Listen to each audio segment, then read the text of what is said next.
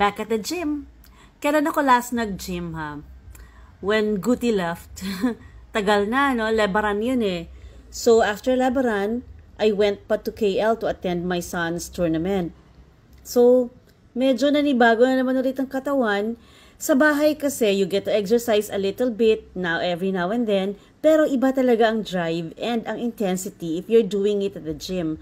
So, today, this morning, I just did core exercises lang, mga standing exercises using the kettlebell. Medyo hinahinay lang muna and I was not feeling that good this morning. Kaya talagang pinace out ko lang yung sarili ko. Pero hopefully, ito na, tuloy-tuloy ulit kaming mag-asawa. My husband has been going to the gym on his own, so he's good. He maintains his workout. Ako lang talaga, ako pa yung lalong may kailangan nito. Pero go lang din.